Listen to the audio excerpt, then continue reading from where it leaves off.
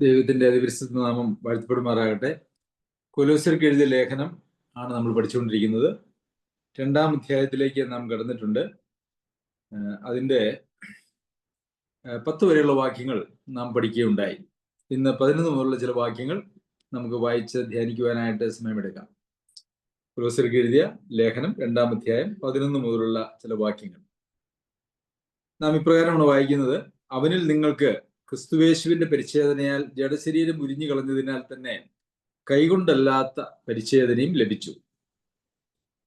അപ്പോൾ പുതിയ നിയമത്തിൽ പരിച്ഛേദന ഉണ്ടോ എന്ന് ചോദിച്ചാൽ തീർച്ചയായിട്ടും പരിച്ഛേദനയുണ്ട്. എന്നാൽ പഴയ നിയമത്തിൽ നാം കാണുന്നത് പോലെയുള്ള ഒരു പരിച്ഛേദനയല്ല പുതിയ നിയമത്തിലുള്ളതായിട്ടുള്ള പരിച്ഛേദന. മറിച്ച് പഴയ നിയമത്തിൽ അത് കൈകൊണ്ടുള്ള പരിച്ഛേദനയാണ്. അതിന് നിയോഗിക്കപ്പെട്ടതായിട്ടുള്ള ആളുകൾ ഉണ്ടായിരുന്നു. എന്നാൽ ഇവിടെ കൈകൊണ്ടുള്ള പരിച്ഛേദനയല്ല എന്ന് മാത്രവുമല്ല, ഇവിടെ പരിച്ഛേദന ചെയ്യുന്നത് ക്രിസ്തുവേശു ആണ് എന്നുള്ളതാണ് ഈ പഴയ നിയമത്തിലെയും പുതിയ നിയമത്തിലെയും പരിച്ഛേദന തമ്മിലുള്ള വ്യത്യാസം എന്ന് പറയുന്നത്. നിങ്ങൾക്ക് ക്രിസ്തുവിന്റെ പരിച്ഛേദനയാൽ ജഡശരീരം ഉരിഞ്ഞു കളഞ്ഞതിനാൽ, നമുക്കത് ഇംഗ്ലീഷിലെ വാക്യത്തില് ഈ ജഡശരീരം എന്നുള്ളതിന് ഒരു ചെറിയ വ്യത്യാസമുണ്ട്. പാപജഡശരീരം എന്നാണ് ഇംഗ്ലീഷില് ഒരു തർജ്ജമയിലുള്ളത്, പാപജഡശരീരം. അപ്പോൾ ക്രിസ്തുവേശു നമ്മളിൽ ഒരു പരിച്ഛേദന ചെയ്തു. ആ പരിച്ഛേദന ചെയ്തപ്പോൾ എന്താണ് ആ പരിച്ഛേദന കൊണ്ട് ചെയ്തത് എന്ന് ചോദിച്ചാൽ പാപജഡ ശരീരം ഉരിഞ്ഞു കളഞ്ഞു. പഴയ നിയമത്തിൽ ശരീരത്തിന്റെ ഒരു ഭാഗം മുറിച്ച് മാറ്റുന്നു എന്നുള്ളത് പോലെയല്ല ക്രിസ്തുവേശു ചെയ്യുന്നതായിട്ടുള്ള പരിച്ഛേദനയിൽ അത് പാപജഡ ശരീരം ഉരിഞ്ഞു കളയുകയാണ് ചെയ്തത്. അത് കൈകൊണ്ടല്ല. അതിനെക്കുറിച്ച് നമ്മൾ മറ്റ് വേദഭാഗങ്ങളിൽ വായിക്കുന്നുണ്ട്. റോമർക്ക് എഴുതിയ ലേഖനം 2-ാം അധ്യായത്തിന്റെ 28 മുതലുള്ള വാക്യങ്ങളിൽ പുറമേ യഹൂദനായവൻ യഹൂദനല്ല, പുറമേ ജഡത്തിലുള്ളത് പരിച്ഛേദനയുമല്ല, അകമേ യഹൂദനായവനത്ര യഹൂദൻ, അക്ഷരത്തിലല്ല ആത്മാവിലുള്ള ഹൃദയപരിച്ഛേദന എത്ര പരിച്ഛേദന. അവന് മനുഷ്യരാലല്ല ദൈവത്താൽ തന്നെ പുകഴ്ച ലഭിക്കും. അപ്പോൾ പഴയ നിയമത്തിൽ പരിച്ഛേദന എന്ന് പറയുന്നതായ ഒരു ആചാരം അല്ലെങ്കിൽ ഒരു കർമ്മം ദൈവം നൽകിയത് ഒരു പ്രത്യേക ഉദ്ദേശത്തോടു കൂടിയാണ്. അതായത് മനുഷ്യൻ ജഡത്തിൽ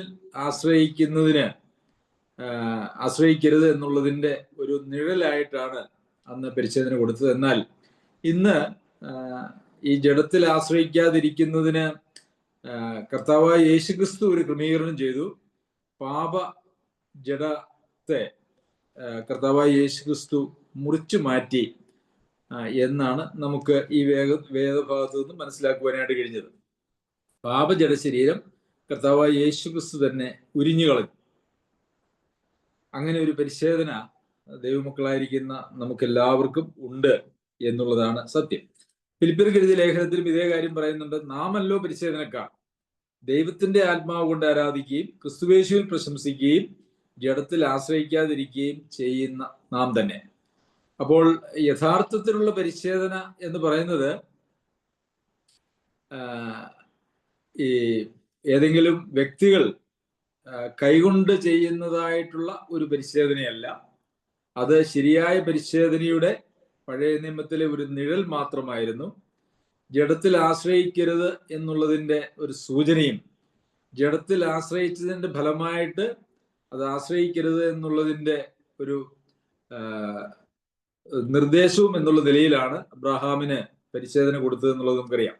എന്നാൽ യഥാർത്ഥത്തിലുള്ള പരിച്ഛേദനക്കാര് പഴയ നിയമ യഹൂദന്മാരല്ല, അല്ലെങ്കിൽ യഹൂദന്മാരല്ല, മറിച്ച് നാമല്ലോ പരിച്ഛേദനക്കാർ, ദൈവത്തിന്റെ ആത്മാവ് കൊണ്ട് ആരാധിക്കുക. അപ്പൊ പരിച്ഛേദനക്കാരുടെ പ്രത്യേകത എന്ന് പറയുന്നത് 3 കാര്യങ്ങളാണ് ഇവിടെ പറഞ്ഞിരിക്കുന്നത്. ഒന്ന്, ദൈവത്തിന്റെ ആത്മാവ് കൊണ്ട് ആരാധിക്കുകയും ക്രിസ്തുവേശുവിൽ പ്രശംസിക്കുകയും ജഡത്തിൽ ആശ്രയിക്കാതിരിക്കുകയും ചെയ്യുന്ന നാം തന്നെ. ഈ 3 കാര്യങ്ങളെയും അതിന്റെ ആഴത്തിൽ നാം പരിശോധിച്ചാൽ ഇത് 3ഉം ഒരേ കാര്യത്തിലേക്ക് തന്നെയാണ് ചെന്നെത്തുന്നത്. 3 രീതിയിൽ അതിന്റെ 3 വശങ്ങൾ ഇവിടെ പറഞ്ഞിരിക്കുന്നു എന്ന് മാത്രമേ ഉള്ളൂ. അപ്പോൾ ജഡത്തിൽ ആശ്രയിക്കാതിരിക്കുന്ന ആളുകളാണ് യഥാർത്ഥത്തിൽ ക്രിസ്തുവിനെ ആത്മാവ് കൊണ്ട് ആരാധിക്കുകയും ജഡത്തിൽ പ്രശംസിക്കാതിരിക്കുകയും ജഡത്തിൽ ആശ്രയിക്കാതിരിക്കുകയും ചെയ്യുന്നതായ ആളുകളാണ് യഥാർത്ഥത്തിലുള്ള പരിച്ഛേദനക്കാർ എന്ന് പറയുന്നത്. അതുകൊണ്ട് യഥാർത്ഥത്തിൽ പരിച്ഛേദനയുടെ കൽപ്പന എന്ന് പറയുന്നത്, അല്ലെങ്കിൽ പരിച്ഛേദന നടക്കുന്നത് പഴയ നിയമത്തിലെ യഹൂദന്മാർക്കല്ല, മറിച്ച് പുതിയ നിയമത്തിലെ വിശ്വാസികൾക്കാണ്. അപ്പോൾ എപ്പോഴാണ് ഈ പരിച്ഛേദന ലഭിച്ചത്? ഈ പാപജഡ ശരീരം ഉരിഞ്ഞു കളഞ്ഞത്, കർത്താവായ യേശു ക്രിസ്തു പാപജഡ ശരീരം ഉരിഞ്ഞു കളഞ്ഞുകൊണ്ട് പരിച്ഛേദന ചെയ്തത് എപ്പോഴാണ് എന്നുള്ളതാണ് തൊട്ടടുത്ത വാക്യത്തിൽ നമുക്ക് നൽകുന്നതായിട്ടുള്ള സൂചന. സ്നാനത്തിൽ നിങ്ങൾ അവനോട് കൂടെ അടക്കപ്പെടുകയും അവനെ മരിച്ചവരുടെ ഇടയിൽ നിന്ന് ഉയർത്തെഴുന്നേൽപ്പിച്ച ദൈവത്തിന്റെ വ്യാപാര ശക്തിയിലുള്ള വിശ്വാസത്താൽ അവനോടുകൂടെ നിങ്ങൾ ഉയർത്തെഴുന്നേൽക്കുകയും ചെയ്തു. അപ്പോൾ ഈ പാപജഡ ശരീരം ഉരിഞ്ഞു കളഞ്ഞതായിട്ടുള്ള പ്രക്രിയ അത് എങ്ങനെയാണ്? അതിനെക്കുറിച്ച് ഇവിടെ പറയുന്നത്, സ്നാനത്തിൽ നിങ്ങൾ അവനോടുകൂടി അടക്കപ്പെട്ടു. അപ്പോൾ മരിച്ച ആളുകളെയാണ് അടക്കം ചെയ്യുന്നത് എന്ന് നമുക്കറിയാമല്ലോ. റോമർക്ക് എഴുതിയ ലേഖനത്തിലും ഇതിനോട് സമാനമായിട്ടുള്ള കാര്യങ്ങൾ നാം വായിക്കുന്നുണ്ട്. അപ്പോൾ നാം യഥാർത്ഥത്തിൽ കർത്താവായ യേശു ക്രിസ്തുവിന്റെ അടുക്കിലേക്ക് വരുമ്പോൾ നമ്മുടെ പഴയ മനുഷ്യൻ മരിക്കുകയും ഒരു ജീവന്റെ പുതുക്കത്തിൽ നടക്കുന്ന ഒരവസ്ഥയിലേക്ക് ആളുകൾ എത്തിച്ചേരുകയുമാണ് ചെയ്യുന്നത്. പഴയ മനുഷ്യൻ മരിച്ചു, സ്നാനത്തിൽ അവനെ അടക്കം ചെയ്തു, അതിനുശേഷം അവനെ ഉയർത്തെഴുന്നേൽപ്പിച്ചു. കർത്താവായ യേശു ക്രിസ്തുവിനോടുകൂടെ നിങ്ങൾ ഉയർത്തെഴുന്നേൽക്കുകയും ചെയ്തു. പൗലോസ് അപ്പോസ്തലൻ പറയുന്നു, ഇതാ ഞാൻ ക്രിസ്തുവിനോട് കൂടെ ക്രൂശിക്കപ്പെട്ടിരിക്കുന്നു എന്ന് പറഞ്ഞതുപോലെ നാമും, അതായത് നാം ദൈവത്തിന്റെ ആ നിത്യതയുടെ അല്ലെങ്കിൽ കാലാതീതമായ ആ ഒരു അവസ്ഥയിൽ നാം ചിന്തിച്ചാൽ, നാം മനസ്സിലാക്കിയാൽ, ദൈവം നിത്യതയിലേക്ക് പോകുന്നതായിട്ടുള്ള എല്ലാ ആളുകളും യഥാർത്ഥത്തിൽ കർത്താവായ യേശു ക്രിസ്തുവിനോടുകൂടെ ആ ക്രൂശിൽ ക്രൂശിക്കപ്പെട്ടവരായി തന്നെ ഉണ്ട്. അങ്ങനെയുള്ള ആളുകളെല്ലാം മരിച്ച് കർത്താവ് ഉയർത്തെഴുന്നേറ്റപ്പോൾ അവനോടുകൂടി അവരെല്ലാവരും ഉയർത്തെഴുന്നേൽക്കുകയും ചെയ്തിട്ടുണ്ട്. അത് നിത്യതയുടെ ദർശനത്തിൽ അല്ലെങ്കിൽ വെളിച്ചത്തിൽ നമുക്കത് അങ്ങനെ പറയുവാനായിട്ട് കഴിയും. അത് കർത്താവിന് കാലഭേദങ്ങളില്ല എന്ന് നമുക്കറിയാമല്ലോ. കാലഭേദങ്ങളില്ലാത്ത കർത്താവ് പിതാവ് കാണുന്നത്, കർത്താവായ യേശുക്രിസ്തു മരിച്ചപ്പോൾ അവനോടുകൂടി ഒരു പറ്റം ആളുകൾ മരിക്കുകയും അതുപോലെ തന്നെ കർത്താവ് ഉയർത്തെഴുന്നേറ്റപ്പോൾ അവനോടുകൂടി ഒരു പറ്റം ആളുകൾ ഉയർത്തെഴുന്നേൽക്കുകയും ചെയ്തു എന്നുള്ളതാണ്. അതിൻ്റെ ഒരു നമ്മുടെ ഒരു ജീവിതത്തിലേക്ക് ഈ ഒരു കാര്യത്തെ നാം മാറ്റി ചിന്തിക്കുമ്പോൾ അത് നമ്മളുടെ ജീവിതത്തിൽ ഒരു യാഥാർത്ഥ്യമായി തീരുന്നത് അത് നാം സ്നാനപ്പെടുമ്പോഴാണ് എന്നാണ് ഈ വാക്യത്തിൽ നിന്ന് നമുക്ക് മനസ്സിലാക്കുവാനായിട്ട് കഴിയുന്നത്. അപ്പോൾ അവനോടുകൂടെ അടക്കപ്പെട്ടു, അതുപോലെ തന്നെ അവനെ മരിച്ചവരുടെ ഇടയിൽ നിന്ന് ഉയർത്തെഴുന്നേൽപ്പിച്ച ദൈവത്തിന്റെ വ്യാപാര ശക്തിയിലുള്ള വിശ്വാസത്താൽ അവനോടുകൂടെ നിങ്ങളും ഉയർത്തെഴുന്നേൽക്കുകയും ചെയ്തു. അപ്പോൾ ഈ മരണവും ഈ ഉയർപ്പും യഥാർത്ഥത്തിൽ നമ്മളുടെ പ്രാണൻ പോവുകയോ അങ്ങനെയൊന്നും ചെയ്യുന്നില്ല, നമ്മളെ ഏതെങ്കിലും കല്ലറയിൽ കൊണ്ട് അടക്കുന്നില്ല, മറിച്ച് ഇതൊരു ആത്മീക യാഥാർത്ഥ്യമാണ്. അത് വിശ്വാസത്താൽ സംഭവിക്കുന്നതാണ്. നമ്മുടെ ആത്മരക്ഷ എന്ന് പറയുന്നത് വിശ്വാസത്താലാണ്. അപ്പോൾ ഈ ഒരു മരിച്ചു, അടക്കപ്പെട്ടു, ക്രിസ്തുവിനോടുകൂടി ഉയർത്തെഴുന്നേറ്റപ്പെട്ടു, ക്രിസ്തുവിനോടുകൂടെ ക്രൂശിക്കപ്പെട്ടു, സ്നാനത്തിൽ അടക്കപ്പെട്ടു, ക്രിസ്തുവേശുവിനോടുകൂടെ ഉയർത്തെഴുന്നേറ്റു എന്നുള്ളത് ഒരു ആത്മീക യാഥാർത്ഥ്യമാണ്. അത് നമ്മിൽ സംഭവിക്കുന്നത് ശരിയായ രക്ഷാകരമായ ഒരു വിശ്വാസം നമ്മളിൽ ഉളവാകുമ്പോഴാണ്.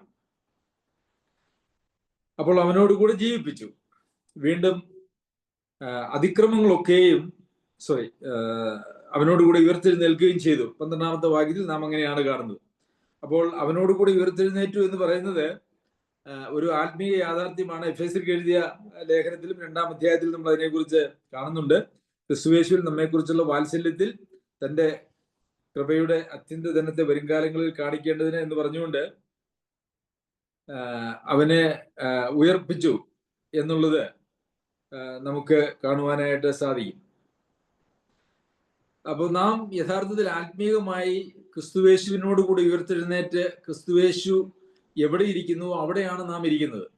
ആ ഒരർത്ഥത്തിലാണ് ക്രിസ്തുവേശുവിനോട് കൂടി ഉയർത്തെഴുന്നേറ്റിരിക്കുന്നു എന്ന് പറയുന്നത്. ക്രിസ്തുവേശു ഇപ്പോൾ എവിടെയാണുള്ളത്? പിതാവിന്റെ വലതുഭാഗത്താണ്. ദൈവം ആ ക്രിസ്തുവേശുവിൽ നമ്മെ കാണുന്നു എന്നുള്ളത് ഒരു ആത്മീക യാഥാർത്ഥ്യമാണ്. ശരി. 13ാമത്തെ വാക്യത്തിൽ അതിക്രമങ്ങളിലും നിങ്ങളുടെ ജഡത്തിന്റെ അഗ്രചർമ്മത്തിലും മരിച്ചവരായിരുന്നു നിങ്ങളെയും അവൻ അവനോട് കൂടി ജീവിപ്പിച്ചു. അപ്പോൾ ഇവിടെ പറയുന്നത് അതിക്രമങ്ങളിലും നിങ്ങളുടെ ജഡത്തിന്റെ അഗ്രചർമ്മത്തിലും മരിച്ചവരായിരുന്നു നിങ്ങളെയും. ഇതിന് സമാനമായിട്ടുള്ള ഒരു വാക്യം നമുക്ക് എഫെസ്യർക്ക് എഴുതിയ ലേഖനത്തിൽ കാണുവാനായിട്ട് കഴിയും. അതിക്രമങ്ങളിലും പാപങ്ങളിലും മരിച്ചവരായിരുന്ന നിങ്ങളെയും എന്നാണ് നമ്മൾ അവിടെ വായിക്കുന്നത്. അതുപോലെ തന്നെ ഇവിടെ പറഞ്ഞിരിക്കുന്നത് അതിക്രമങ്ങളിലും നിങ്ങളുടെ ജഡത്തിന്റെ അഗ്രചർമ്മത്തിലും മരിച്ചവരായിരുന്ന എന്ന് വെച്ചാൽ നമുക്ക് ഇതിൽ നിന്ന് മനസ്സിലാക്കുവാനായിട്ട് കഴിയുന്ന ഒരു യാഥാർത്ഥ്യം എന്ത് എന്ന് വെച്ചാൽ, ഈ ജഡശരീരം ഉരിഞ്ഞു കളയുന്നില്ല, അല്ലെങ്കിൽ ഒരു ഹൃദയ പരിശോധന, ഒരു ആത്മീയമായിട്ടുള്ള പരിശോധന നാം ഏൽക്കാതിരിക്കുന്നത് തന്നെ അതൊരു പാപമാണ്. അതായത് ജഡത്തിൽ നിന്ന് നാം സ്വീകരിക്കുന്നത് എല്ലാം പാപമാണ്. കാരണം ജഡത്തിൽ നിന്ന് എന്തെങ്കിലും, ജഡത്തിൽ നന്മ വസിക്കുന്നില്ല എന്നുള്ളൊരു കാര്യം നമുക്കറിയാമല്ലോ. അപ്പോൾ ഒരുവൻ വീണ്ടും ജന്മം പ്രാപിക്കുമ്പോൾ അവന്റെ ജഡത്തിൽ നിന്ന് സ്വീകരിക്കുന്നത് നിർത്തുകയും ആത്മാവിൽ നിന്ന് സ്വീകരിക്കുന്നത് ആരംഭിക്കുകയും ചെയ്യുകയാണ് ചെയ്യുന്നത്. അതുകൊണ്ടാണ് അവിടെയാണ് ഹൃദയ പരിച്ഛേദനയുടെ ഫലം നമുക്ക് കാണുവാനായിട്ട് കഴിയുന്നത്. നേരത്തെ ആത്മാവ് മരിച്ചതായതുകൊണ്ട് ആത്മാവിൽ നിന്ന് എന്തെങ്കിലും സ്വീകരിക്കാൻ മനുഷ്യൻ പ്രാപ്തനല്ല. എന്നാൽ വീണ്ടും ജന്മം പ്രാപിക്കുമ്പോൾ നമ്മുടെ ആത്മാവ് ജീവിപ്പിക്കുകയും അതുപോലെ തന്നെ ആത്മാവിലൂടെ നമുക്ക് പരിശുദ്ധാത്മാവിനാൽ നിർദ്ദേശങ്ങൾ ലഭിക്കുവാനായിട്ടും സ്വീകരിക്കുവാനായിട്ടും കഴിയുകയും ചെയ്യുന്ന ഒരു അവസ്ഥയുണ്ട്. അപ്പോൾ ജഡാഭിലാഷം ആത്മാവിനും ആത്മാഭിലാഷം ജഡത്തിനും വിരോധമാകുന്നു. ക്രിസ്തുവേശുവിനുള്ളവർ ജഡത്തെ അതിന്റെ രാഗമോഹങ്ങളോടുകൂടെ ക്രൂശിച്ചിരിക്കുന്നു എന്ന് നമ്മൾ ഗലാത്യർക്ക് എഴുതിയ ലേഖനത്തിൽ നമ്മൾ വായിക്കുന്നുണ്ട്. അപ്പോൾ പ്രിയമുള്ളവരെ, നമ്മുടെ പാപം എന്താണ് എന്ന് ചോദിച്ചാൽ ജഡത്തിൽ നിന്ന് സ്വീകരിക്കുക എന്ന് പറയുന്നതാണ് യഥാർത്ഥത്തിൽ പാപം എന്ന് പറയുന്നത്. കാരണം ജഡത്തിൽ നന്മയൊന്നും വസിക്കുന്നില്ല എന്നുള്ളത് കൊണ്ട് തന്നെ. വീണ്ടും ജന്മം പ്രാപിച്ചതായിട്ടുള്ള ആളുകൾ അവർ ആത്മാവിനാൽ നടത്തപ്പെടുന്നവരാണ്. അവര് ജഡശരീരം ഉരിഞ്ഞു കളഞ്ഞവരാണ്. അല്ല, അതിന് പകരം ഇപ്പോഴും നാം നമ്മുടെ ജഡത്തിൽ നിന്നാണ് നിർദ്ദേശങ്ങൾ സ്വീകരിക്കുന്നത്, അല്ലെങ്കിൽ നമ്മുടെ ജഡത്തിന്റെ ഇഷ്ടങ്ങൾക്കും മോഹങ്ങൾക്കും അനുസരിച്ചാണ് നാം ജീവിക്കുന്നത് എങ്കിൽ ഒരു പരിച്ഛേദന നമ്മളിൽ നടന്നിട്ടില്ല എന്നുള്ളതാണ് അതിന്റെ അർത്ഥം. അതായത് ക്രിസ്തു കൈകൊണ്ടല്ലാത്ത ഒരു ഹൃദയ പരിച്ഛേദന നമ്മിൽ നടത്തിയിട്ടില്ല. നമ്മളുടെ ജഡവും ആയിട്ടുള്ള നമ്മുടെ പഴയ, ഇവിടെ ജഡം എന്ന് ഉദ്ദേശിച്ചിരിക്കുന്നത് നമ്മുടെ പഴയ മനുഷ്യനാണ്. ആ പഴയ മനുഷ്യനെ അവന്റെ പ്രവൃത്തികളോടുകൂടെ ഉരിഞ്ഞു കളഞ്ഞു എന്ന് നമ്മൾ വായിക്കുന്നുണ്ട്. ആ പഴയ മനുഷ്യന്റെ ആ ജഡത്തിൽ നിന്ന് തന്നെ സ്വീകരിക്കുന്നതായ ഒരു ജീവിത ശൈലിയാണ്, ആത്മീയ ജീവിത ശൈലിയാണ് നമുക്കുള്ളതെങ്കിൽ നാം വീണ്ടും ജന്മം പ്രാപിച്ചു എന്ന് പറയുന്നതിൽ യാതൊരു അർത്ഥവുമില്ല. ഇന്ന് നമുക്ക് ക്രിസ്തീയ ലോകത്തേക്ക് നോക്കിയാൽ അവര് രക്ഷിക്കപ്പെട്ടു, അല്ലെങ്കിൽ ഏറ്റുപറഞ്ഞു, സ്നാനപ്പെട്ടു എന്നൊക്കെ പറയുകയും അതിനുശേഷം അവരുടെ ജഡത്തിന്റെ ഇഷ്ടങ്ങൾക്കും മോഹങ്ങൾക്കും അനുസരിച്ച് അവർ ജീവിച്ചുകൊണ്ടിരിക്കുകയും ചെയ്യുന്നു എന്ന് നമുക്ക് കാണുവാനായിട്ട് കഴിയും. പ്രിയമുള്ളവരെ, അങ്ങനെയുള്ളതൊന്നും യഥാർത്ഥത്തിൽ ഒരു വീണ്ടും ജന്മം പ്രാപിച്ചുവെന്നോ അല്ലെങ്കിൽ കർത്താവിന്റെ വഴിയിൽ അവർ നടക്കുന്നുവെന്നോ നമുക്ക് പറയുവാനായിട്ട് സാധിക്കുന്നതല്ല എന്നുള്ളത് നാം ഓർക്കണം.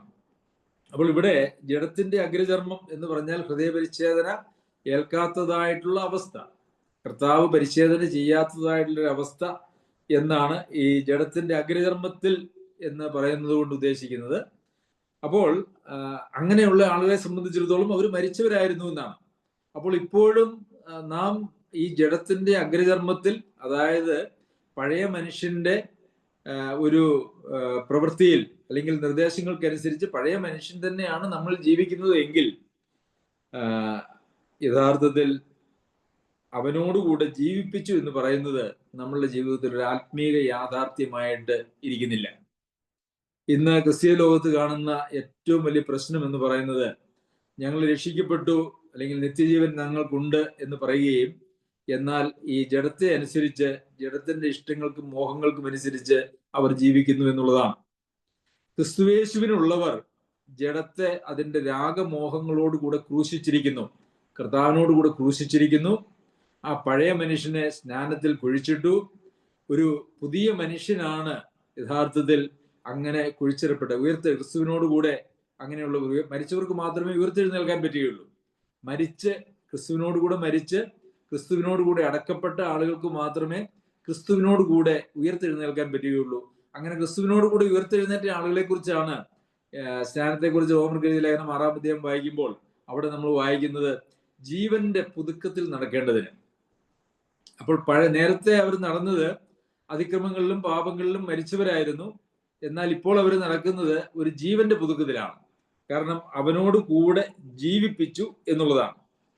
അപ്പോൾ കർത്താവായ യേശുക്രിസ്തുവിനോട് കൂടെ നാം ക്രൂശിക്കപ്പെടുകയും കർത്താവിനോട് കൂടെ സ്നാനത്തിൽ നാം അടക്കപ്പെടുകയും അതുപോലെ തന്നെ നമ്മുടെ പഴയ മനുഷ്യനെ അടക്കം ചെയ്ത് നാം കർത്താവിനോട് കൂടെ ഉയർത്തെഴുന്നേൽക്കുകയും ചെയ്തിരിക്കുന്നു എന്നുള്ളത് ഒരു ആത്മീയ യാഥാർത്ഥ്യമാണെങ്കിൽ ഈ ജഡത്തിൽ നിന്നുള്ള കാര്യങ്ങൾ സ്വീകരിക്കുവാൻ നമുക്ക് യാതൊരു അനുവാദവുമില്ല. അത് സ്വീകരിക്കാൻ പാടുള്ളതല്ല. പിന്നെ വീണ്ടും നാം ജഡത്തിന്റെ ഇഷ്ടത്തിനനുസരിച്ചും മോഹങ്ങൾക്കനുസരിച്ചുമാണ് ജീവിക്കുന്നതെങ്കിൽ അത് നാം നമ്മുടെ അവയവങ്ങളെ വീണ്ടും പാപത്തിന് കൊണ്ടുപോയി സമർപ്പിക്കരുത് എന്ന് വിശ്വാസികളോട് പൗലോസ് അപ്പോസ്തലൻ റോമർക്ക് ലേഖനം എഴുതുമ്പോൾ പറയുന്നത് പോലെ നാം അതിന് വിരുദ്ധമായിട്ട് നമ്മെ പാപത്തിന് സമർപ്പിച്ചു എന്നുള്ളതായിരിക്കണം അതിന്റെ കാരണം എന്ന് പറയുന്നത്. അപ്പോൾ അവനോട് കൂടെ ജീവിപ്പിച്ചു. അപ്പോൾ ഇവിടെ കർത്താവായ യേശുക്രിസ്തുവുമായിട്ടുള്ള കൂട്ടായ്മയിൽ അല്ലെങ്കിൽ യേശുക്രിസ്തുവിൽ നടക്കണം എന്നുള്ളതായിട്ടുള്ള കാര്യം നമ്മൾ കഴിഞ്ഞ ദിവസം ഇന്നലെ പഠിക്കുകയുണ്ടായി. എന്നാൽ ഇവിടെ നാം ശ്രദ്ധിച്ചാൽ കർത്താവായ യേശുക്രിസ്തുവിൽ നടക്കുന്ന ആളുകളുടെ ചില പ്രത്യേകതകൾ ഇന്നലെ വായിച്ചെടുത്തും ഇന്ന് നമ്മൾ പഠിച്ചെടുത്തുമായിട്ടുള്ള കാര്യങ്ങളിൽ കാണുന്നുണ്ട്. അതായത് 10-ാമത്തെ വാക്യത്തിൽ ക്രിസ്തുവേശുവിന്റെ കൂട്ടായ്മയിൽ അല്ലെങ്കിൽ ക്രിസ്തുവേശുവിൽ നടക്കുന്നവർക്ക് അവനിൽ നിങ്ങൾ പരിപൂർണരായിരിക്കുന്നു. അപ്പോൾ കർത്താവായ യേശുക്രിസ്തുവിൽ നാം വസിക്കുന്നു അല്ലെങ്കിൽ അവനിൽ നടക്കുന്നു, അവന്റെ കൂട്ടായ്മയിൽ നടക്കുന്നു എന്ന് പറഞ്ഞാൽ നാം അവനിൽ പരിപൂർണരായിരിക്കുന്നു. അതായത് ക്രിസ്തുവേശുവിലുള്ള പൂർണ്ണത നമുക്കും ആപ്ലിക്കബിൾ ആയിട്ട് വരുന്നു, നമുക്കും കണക്കിടുന്നു എന്നാണ് നമ്മൾ ഇന്നലെ പഠിച്ചത്. ഇന്ന് അടുത്ത വാക്യത്തിൽ നമ്മൾ പഠിച്ചത് നമുക്ക് ഒരു കൈകൊണ്ടല്ലാത്ത പരിച്ഛേദന ലഭിച്ചു. അതായത് നമ്മുടെ പഴയ മനുഷ്യനെ അവന്റെ പ്രവൃത്തികളോടുകൂടെ ഉരിഞ്ഞു കളഞ്ഞ് നമുക്ക് ഒരു പരിച്ഛേദന ദൈവം, ഒരു ഹൃദയത്തിന്റെ പരിച്ഛേദന ദൈവം നമുക്ക് നൽകി. ഇനി ജഡത്തിൽ നിന്ന് സ്വീകരിക്കുവാൻ നമുക്ക് ആവശ്യമില്ല. ദൈവം തന്റെ ആത്മാവിനെ നമ്മുടെ ഹൃദയങ്ങളിലേക്ക് തന്ന് നമ്മുടെ ആത്മാവിനെ ജീവിപ്പിച്ച് പരിശുദ്ധാത്മാവിനെ നമ്മളിലേക്ക് തന്ന് ആത്മാവിന്റെ നിയന്ത്രണത്തിൽ ജീവിക്കുവാനായിട്ടുള്ള വലിയ സാധ്യത നമ്മുടെ ജീവിതത്തിൽ ദൈവം നൽകി. അങ്ങനെ ഒരു പരിശോധന നമുക്ക് നൽകി. മൂന്നാമതായിട്ട് കാണാനായിട്ട് കഴിയുന്നത് 12-ാമത്തെ വാക്യത്തിൽ അവനോടുകൂടെ നിങ്ങളും ഉയർത്തെഴുന്നേൽക്കുകയും ചെയ്തു. അവനിൽ പരിശോധന ലഭിച്ചു, അവനിൽ പരിപൂർണരായിരിക്കുന്നു, അവനിൽ അല്ലെങ്കിൽ അവനോടുകൂടെ നിങ്ങൾ ഉയർത്തെഴുന്നേൽക്കുകയും ചെയ്തു. നാലാമതായിട്ട് നാം കാണുന്നത് 13-ാമത്തെ വാക്യത്തിൽ മരിച്ചവരായിരുന്നു, അഗ്രചർമ്മത്തിലും മരിച്ചവരായിരുന്നു നിങ്ങളെയും അവനോടുകൂടെ ജീവിപ്പിച്ചു. അപ്പോൾ അവനോടുകൂടെ ജീവിപ്പിച്ചു, അവനോടുകൂടെ ഉയർത്തെഴുന്നേൽപ്പിച്ചു, അവനാൽ പരിശോധന ലഭിച്ചു, അവനിൽ നിങ്ങൾ പരിപൂർണരായിരിക്കുന്നു. പ്രിയമുള്ളവരെ, എത്ര വലിയ ഒരു ആത്മീക യാഥാർത്ഥ്യമാണ് കർത്താവായ യേശുക്രിസ്തുവിൽ വസിക്കുന്ന ആളുകളെ സംബന്ധിച്ചിടത്തോളം നമുക്ക് കാണുവാനായിട്ട് സാധിക്കുന്നത്. വീണ്ടും 14-ാമത്തെ വാക്യത്തിലേക്ക് വരുമ്പോൾ അതിക്രമങ്ങളൊക്കെയും നമ്മോട് ക്ഷമിച്ച ചട്ടങ്ങളാൽ നമുക്ക് വിരോധവും പ്രതികൂലവുമായിരുന്ന കയ്യെഴുത്ത് മായച്ച് ക്രൂശിൽ തറച്ച് നടുവിൽ നിന്ന് നീക്കിക്കളഞ്ഞു.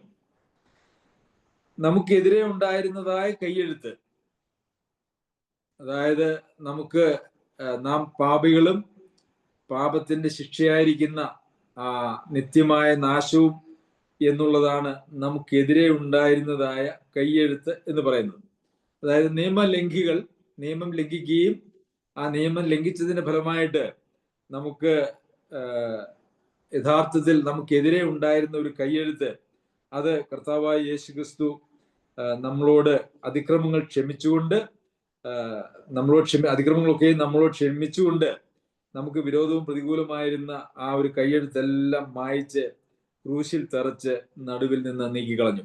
അതായത് നമ്മുടെ എല്ലാ പാപത്തിന്റെ ശിക്ഷയും കർത്താവായ യേശുക്രിസ്തു ഏറ്റെടുത്തുകൊണ്ട് കർത്താവായ യേശുക്രിസ്തു ക്രൂശിൽ തറയ്ക്കപ്പെട്ടപ്പോൾ നമ്മുടെ എല്ലാ പാപങ്ങളും അവനോടുകൂടെ ആ കർത്താവായ യേശുക്രിസ്തുവിൽ തന്നെ നീക്കപ്പെട്ടു എന്നാണ് അവിടെ നിന്നും കാണുന്നത്. അവന്റെ നടുവിൽ നിന്ന് തറച്ച നടുവിൽ നിന്ന് നീക്കിക്കളഞ്ഞു.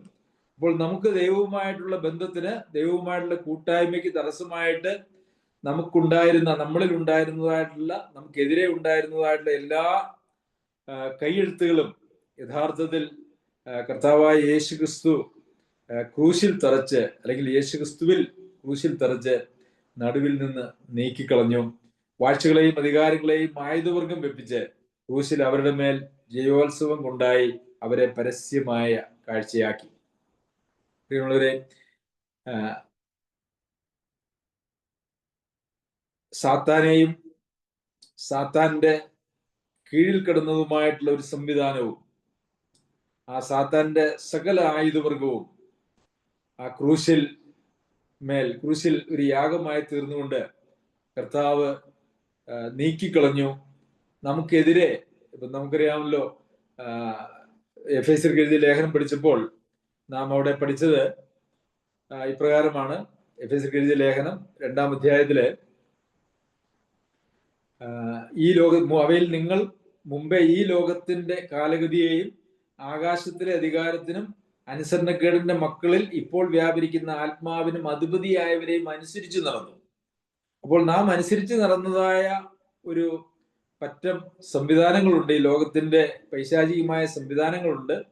അങ്ങനെയുള്ള ആ സംവിധാനങ്ങളെയെല്ലാം അവരുടെ ആയുധം വർഗം വെപ്പിച്ച് അവരെ ഒരു പരസ്യമായ കാഴ്ചയാക്കി, വാഴ്ചകളെയും അധികാരങ്ങളെയും എല്ലാം അവരുടെ മേലൊക്കെ കർത്താവ് ജയോത്സവം കൊണ്ടാടി അവരെ പരസ്യമായ കാഴ്ചയാക്കി. കാരണം എന്താണ്? നമുക്ക് വിരോധമായിരുന്ന, നമുക്ക് പ്രതികൂലമായിരുന്ന, നമ്മുടെ മേൽ ആരോപിച്ചിരിക്കുന്നതായിട്ടുള്ള പാപത്തിന്റെ ശിക്ഷയായിരിക്കുന്ന നിത്യനാശം എന്ന് പറഞ്ഞത്, അത് ക്രൂശിൽ കർത്താവായ യേശുക്രിസ്തു അതിനൊരു പരിഹാരം ഉണ്ടാക്കി അത് നമ്മുടെ മേൽ നിന്ന് മാറ്റിക്കളഞ്ഞു. അങ്ങനെ ഇന്ന് നമ്മെ യഥാർത്ഥത്തിൽ സ്വതന്ത്രമാക്കി എന്നാണ് നാം വായിക്കുന്നത്. ഇന്ന് വിശ്വാസികളായിട്ടുള്ള അനേകം ആളുകളും അവര് പൈശാചികമായിട്ടുള്ള ബന്ധനങ്ങളെ കുറിച്ച് ഭയപ്പെടുന്നവരും അല്ലെങ്കിൽ പിശാചിനെ ഭയപ്പെടുന്നവരും ഒക്കെയുമാണ്. യഥാർത്ഥത്തിൽ അങ്ങനെ ഒരു ഭയത്തിൻ്റെതായിട്ടുള്ള ആവശ്യമില്ല. ഈ മന്ത്രവാദം, ആഭിചാര പ്രക്രിയകൾ പലതും ഇന്ന് ലോകത്ത് നടക്കുന്നുണ്ട്. അങ്ങനെയുള്ള മന്ത്രവാദം എന്ന് പറയുന്നതായിട്ടുള്ള കാര്യം വിശ്വാസികളെ സംബന്ധിച്ചിടത്തോളം ഒരിക്കലും അത് അവർക്ക് ഏൽക്കുകയില്ല. കാരണം നമ്മളിലുള്ളവൻ, അല്ലെങ്കിൽ നാം ആരിലായിരിക്കുന്നുവോ, നാം കർത്താവായ യേശുക്രിസ്തുവിൽ ആണ് എങ്കിൽ ഈ ലോകത്തിൽ ഏത് ശക്തിക്കാണ് നമ്മളുടെ മേൽ ആധിപത്യം സ്ഥാപിക്കുവാനായിട്ട് കഴിയുക? കർത്താവ് പറഞ്ഞു, നിങ്ങളെ ഒരു നാളും എന്നിൽ നിന്ന് പിടിച്ചു പറിക്കുവാനായിട്ട് കഴിയുകയില്ല. എന്നാൽ ഇന്ന് പല സഭകളിലും, ഞാൻ സഭകളുടെ പേരൊന്നും പറയുന്നില്ല, ഈ ഭൂതത്തെയും പിശാചിനെയും ഒക്കെ കാട്ടി, അല്ലെങ്കിൽ ബന്ധനങ്ങൾ, അല്ലെങ്കിൽ ശാപം എന്നുള്ളതൊക്കെ കാട്ടി ആളുകളെ ഭയപ്പെടുത്തി അവരെ ഒരു മുതലെടുപ്പിന് ഉപയോഗിക്കുന്നതായ ഒരു രീതി നമുക്ക് ഇന്ന് പല സഭകളിലും നമുക്ക് കാണുവാനായിട്ട് സാധിക്കും. അവര് വിശ്വാസികളെ യഥാർത്ഥത്തിൽ ക്രിസ്തീയ സ്വാതന്ത്ര്യം, ക്രിസ്തു അവർക്ക് ക്രൂശിൽ സകല അധികാരത്തിനും വാഴ്ചകൾക്കും അവരെ എല്ലാം പരസ്യമായ കാഴ്ചയാക്കിക്കൊണ്ട് തന്നിൽ വിശ്വസിക്കുന്നവർക്ക് കൊടുത്തിരിക്കുന്നതായുള്ള സ്വാതന്ത്ര്യത്തെ കെടുത്തുകയും അവരെ കേവലം ഒരു ബന്ധനത്തിലേക്ക്, ഒരു ആത്മീക ബന്ധനത്തിലേക്ക് നയിക്കുകയും ചെയ്യുന്ന കാര്യങ്ങളാണ് നമുക്ക് ഇങ്ങനെ കാണുവാനായിട്ട് കഴിയുന്നത്. ഈ അടുത്ത കാലത്ത് ഞാനൊരു സംഭവം കേട്ടു. ഒരു സഭയില് ഒരാള് ഒരു മീറ്റിംഗ് സംഘടിപ്പിക്കുന്നു. ചില ആഴ്ചകൾക്ക് ശേഷം ഒരു മീറ്റിംഗ് സംഘടിപ്പിക്കുന്നു. അതിനു വേണ്ടിയിട്ട് അവിടെയുള്ള ആ പ്രദേശത്തുള്ള ആളുകളൊക്കെ ക്ഷണിച്ചു. ആ മീറ്റിങ്ങിന് അങ്ങനെ ഭൂതോച്ചാടനം എന്ന ഒരു പരിപാടിയാണ് അവർ ആസൂത്രണം ചെയ്തത്. മുൻകൂട്ടി അതിനു വേണ്ടിയിട്ട് ഒരു സ്പെഷ്യലിസ്റ്റ് ആളെ അവർ വരുത്തി. അതിനുശേഷം ഒരു മീറ്റിംഗ് ഒക്കെ സംഘടിപ്പിച്ചു. അതിനുശേഷം അവിടെ ഭൂതമുണ്ട് എന്ന് അവരെങ്ങനെ അറിഞ്ഞു എന്ന് നമുക്കറിയത്തില്ല. എന്തായാലും ആ മീറ്റിങ്ങിന്റെ സമയത്ത് ചില ചേഷ്ടകൾ കാണിച്ചുകൊണ്ടൊരു സ്ത്രീ എഴുന്നേറ്റു.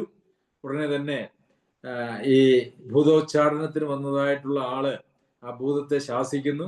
ഇങ്ങനെയുള്ള ആളുകളെ തെറ്റിക്കുന്നതും ആളുകളെ പരിജ്ഞാനമില്ലാത്തതായിട്ടുള്ള ആളുകളെ വഞ്ചിക്കുന്നതുമായിട്ടുള്ള ക്രമീകരണങ്ങളാണ് യഥാർത്ഥത്തിൽ ഇന്ന് പല സ്ഥലങ്ങളിലും നടക്കുന്നത്. അങ്ങനെ വിശ്വാസികളുടെ മേൽ ഒരിക്കലും ഭൂതത്തിനൊരു അവകാശമില്ല, പിശാചിനൊരു അവകാശവുമില്ല. പിശാചിന് അവരെ തൊടാനായിട്ട് കഴിയില്ല. ഒരു വിശ്വാസിയെ പിശാച് തൊടുന്നു, അല്ലെങ്കിൽ ഏതെങ്കിലും ഒരു ഭൂതം, മന്ത്രവാദത്തിലൂടെ ഒരു ഭൂതം അധീനതയിലാക്കുന്നു എന്ന് പറഞ്ഞാൽ യഥാർത്ഥത്തിൽ അത് എത്രയോ ബാലിശമായിട്ടുള്ളൊരു കാര്യമാണ്. കാരണം കർത്താവ് പറഞ്ഞു, എൻ്റെ കയ്യിൽ നിങ്ങളെ പിടിച്ചു വരുത്താൻ ആർക്കും കഴിയില്ല. കർത്താവ് നമ്മിൽ വസിച്ച് നമ്മെ കർത്താവിന്റെ ഒരു ആലയമാക്കി, പരിശുദ്ധാത്മാവ് നമ്മിൽ വസിക്കുന്നു, ദൈവത്തിന്റെ ആലയമാണ് എന്ന് പറയുന്നതായിട്ടുള്ള ആളുകളിൽ ഭൂതം ബാധിക്കുന്നു, അല്ലെങ്കിൽ അവർക്കെതിരെ ഏതെങ്കിലും ഒരു ഭൂതത്തിനോ പിശാചിനോ എന്തെങ്കിലും ചെയ്യാൻ കഴിയുമെന്ന് പറയുന്നത് തന്നെ എത്രയോ ദൗർഭാഗ്യകരമായ ഒരു അവസ്ഥയാണ്.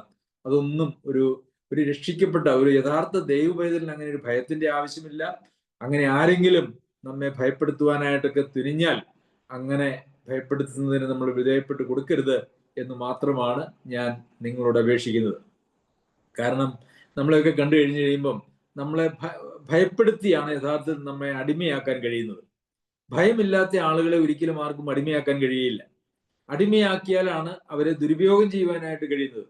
അങ്ങനെ ബന്ധനമുണ്ടെന്നും പൂർവ്വശാപങ്ങൾ നിലനിൽക്കുന്നുണ്ടെന്നും ആരോ നിങ്ങൾക്കെതിരെ കൂടോത്രം ചെയ്തിട്ടുണ്ടെന്നും അതിന് പ്രതിവിധി ചെയ്യണമെന്നും ഒക്കെ പറഞ്ഞ് നടക്കുന്നത് ഈ രക്ഷിക്കപ്പെട്ടവർ എന്ന് പറയുന്നതായിട്ടുള്ള സമൂഹങ്ങളിൽ തന്നെയാണ് അത് വ്യാപകമായിട്ടുള്ളത്.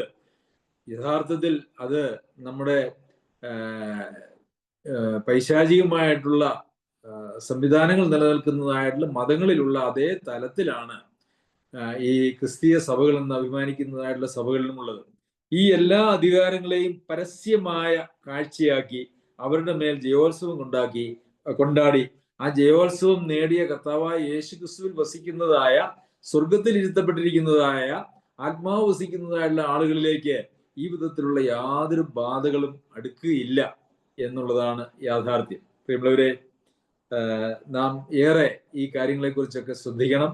അങ്ങനെയുള്ള യാതൊരു തെറ്റായിട്ടുള്ള ഉപദേശങ്ങളിലും നാം വീണുപോകാനായിട്ട് പാടില്ല. ഒരുപക്ഷെ നമ്മുടെ ജീവിതത്തിൽ പ്രശ്നങ്ങളൊക്കെ ഉണ്ട്, വിവിധങ്ങളായിട്ടുള്ള പ്രശ്നങ്ങൾ നമ്മുടെ ജീവിതത്തിൽ വരും.